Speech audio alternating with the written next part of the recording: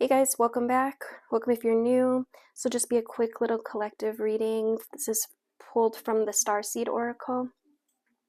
If you are here, trust that there's a message for you. Okay, I always like to set the intention that everyone that's meant to be here will find their way here. There will be some kind of message to uplift, heal, or inspire.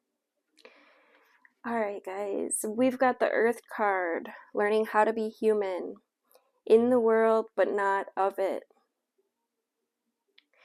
And the challenge for all souls having a human experience is to be in the world but not of it, right? To realize that they are souls having a human experience and to be fully conscious of it, right? To have their soul fully embody their body. And people's personalities tend to relate to either transcendence or immanence, right? Those who lean towards transcendence have a longing for the heavens and for the metaphysical, right? They yearn for a personal experience with God and to be lost in the heavens, right? They're envious of the angels and more comfortable praying and hanging out in the stars than on earth. And then those who tend towards immanence have attached themselves more to the earth and their body, right? They spend more time thinking about things in this physical world rather than connecting with the heavens or their own mystical inner worlds.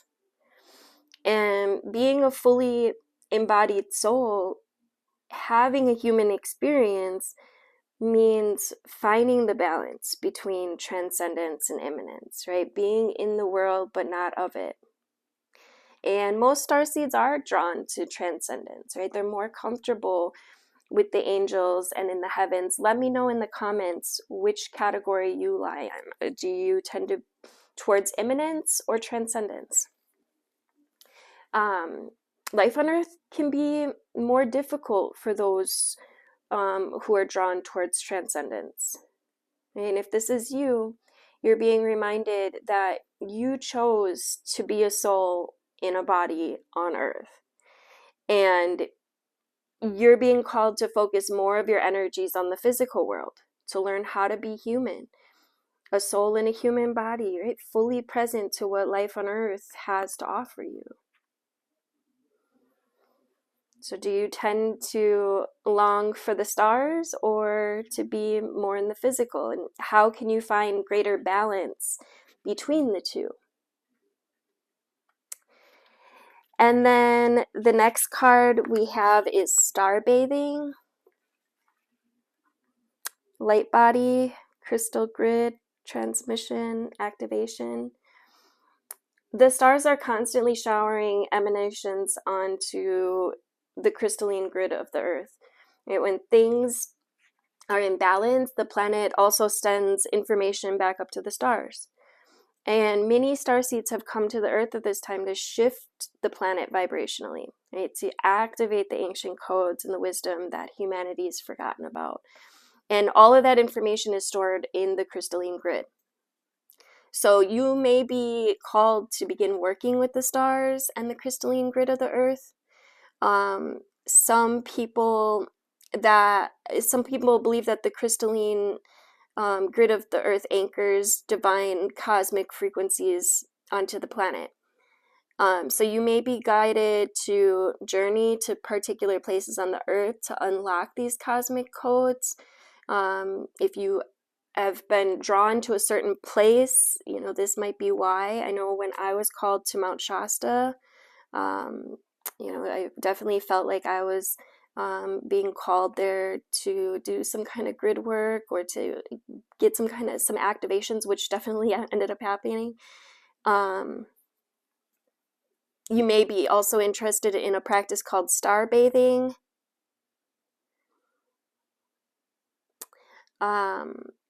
This card usually comes up because you're here to connect with the crystalline grid on Earth, either in your hometown or by traveling to other places and not really knowing why, right? It can also mean that your light body, the energy body in its highest form, is being activated. And so if this resonates, take things extra slow to integrate this change of vibration, okay? I open myself up to receiving the wisdom of the crystalline grid beneath me. May the stars and the earth inform and heal me, and as they do, may it heal the earth too. Moving along, we've got the void, stop, embrace winter, the great cosmic womb. So everything and nothing exists in the void, right? It's where all of life begins and ends. It's the winter and the womb, the fertile darkness where all things originate and seeds grow. It's comforting and intimidating, freeing and daunting. It can feel both overwhelmingly small and huge. The void is where faith lives. And the message of the void is to surrender to the unknown, to allow the fertile darkness of nothingness nourish the new seeds growing within you. Whether you know that, regardless of whether you know what they'll become, you're being called to surrender to the mystery of what's next, right? To rest and to allow the winter of your life to do the work for you, right? To hand over your control and trust that just because you can't see what's happening beneath the surface, it doesn't mean things aren't at work. Okay, the greatest weavings happen when we find a way to surrender and trust that life is being knitted for us, right beneath the surface, in ways known and unknowable. So now is the time to cultivate faith and allow deep rest. Okay, the void often surfaces at the end of a chapter or life phase when we're called to let go of all that we know and identify with. When you're in the void, it can feel scary and as if you should be doing something. Right? But when this card appears, it's a sign that the most productive thing to do is to relinquish control and to surrender to the changing mystery of your own life. And that card is followed up by the Forge, Don't Follow card. Pave a new path. Be the leader you wish you had. So if you wait until the path is perfectly paved, you won't be forging your own path, and you'll likely not even take the first step. So don't let a small detail, like being unable to find someone to show you the way, right, be the reason you don't step forward and take the lead. Let it be the reason that you do. Right? The most courageous and needed leaders are the ones who don't wait for permission or until the morning when they wake up feeling ready. Right? They take a deep breath, they put one foot in front of the other, and they figure it out as they go. They don't wait for someone to lead them. They lead themselves. And this is a card for leaders. Okay? You are here to pave a path that hasn't been walked before. Okay? To go in first and to lead the way for others who are calling you in. And if you feel misrepresented in media, step forward. I don't know who this is for, but step forward for all those who also feel misrepresented. If no one's speaking out on the topics you feel passionate about, share your unique voice. There's no one on earth who comes close to possessing your unique combination of gifts and skills and life experience. Okay?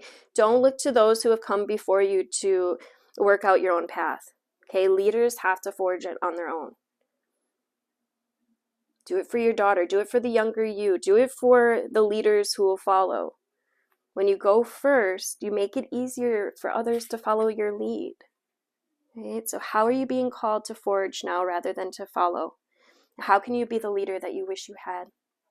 Thank you guys so much for liking, sharing, commenting. I love hearing from you guys. Let me know you were here in the comments. See my little turtle. Do make sure you are following, subscribed, liking the post, all of the things. I definitely appreciate it. Have a beautiful rest of your day, guys. Love you.